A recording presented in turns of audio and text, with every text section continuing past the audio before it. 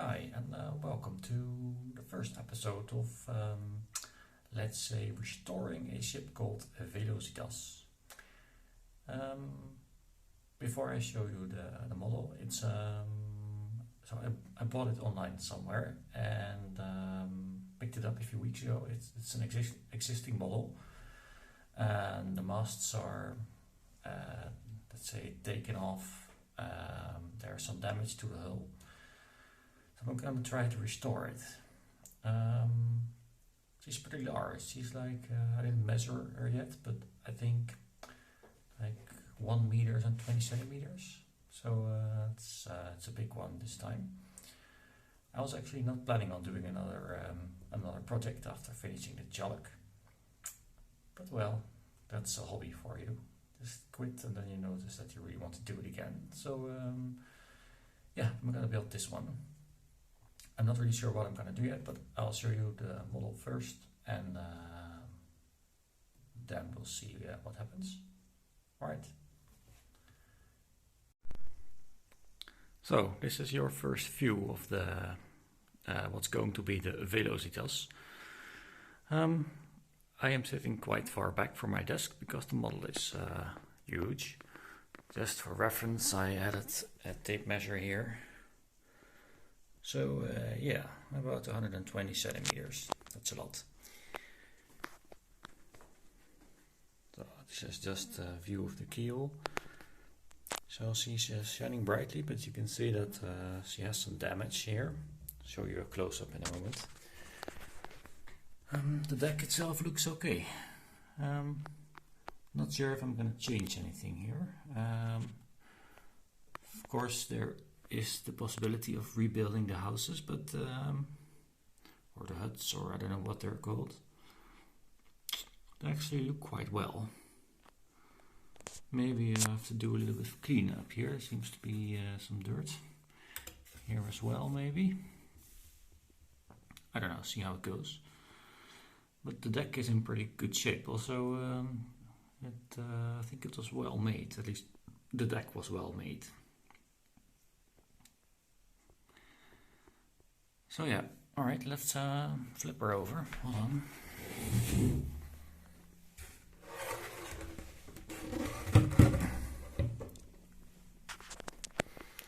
So this is so this is one side of her. So you can see that the wood has started to come apart here. Here as well. It was in the sun for a while and probably it was forced in place or something, because it's exactly at the place where the corners are the most difficult, where the splitting has happened. So it's perhaps difficult to see, but let me use it like this. So this is a curve, and then there's another curve here, and then there's an inner curve here, and moves up again here, and then it goes down again. So there is a sort of bubbly shape in it. Yeah, so I especially like the curved part here. I'll show you, attempt to show you like this. So yeah, you can see the shape a little bit better.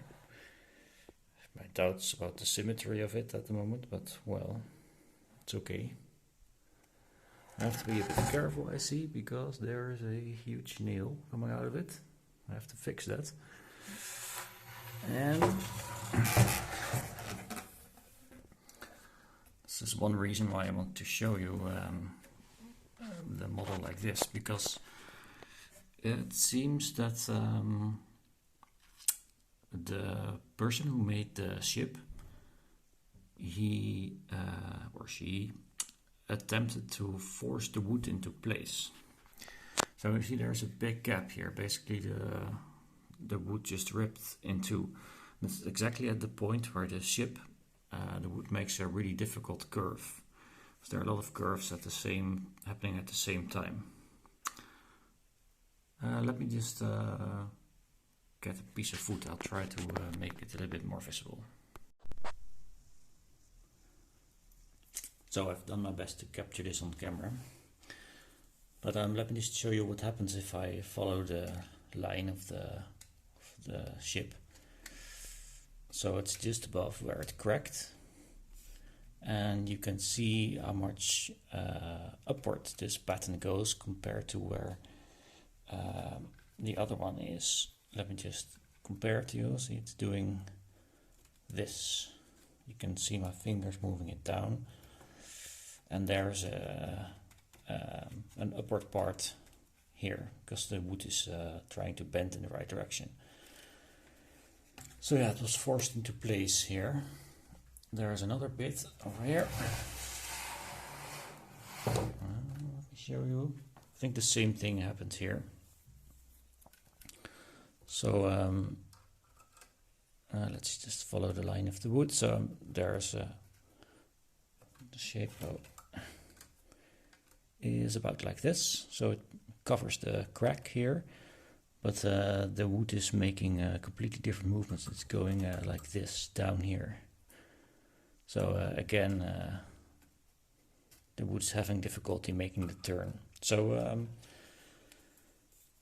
this is one of the things that my dad warned me about when I was 16 or so.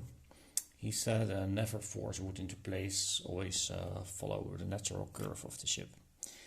And of course I ignored that on the first or second ship that I made, so I learned it the hard way as well. But maybe this is a good visual reminder for people who are new to building these ship models, that they really should respect the curve of the hull and don't force wood into place, because it will rip at some point in time. Alright, back to the other view.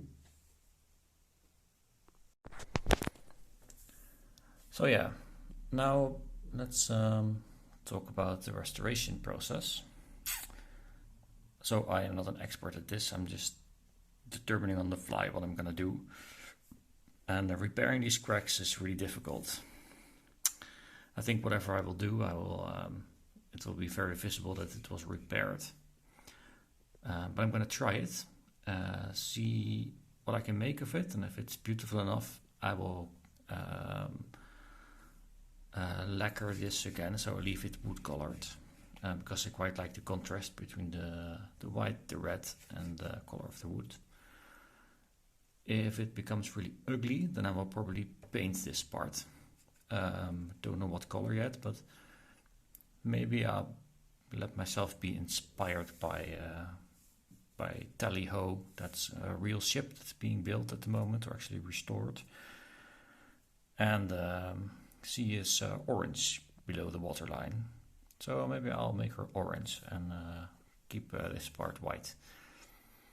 I'm not sure yet.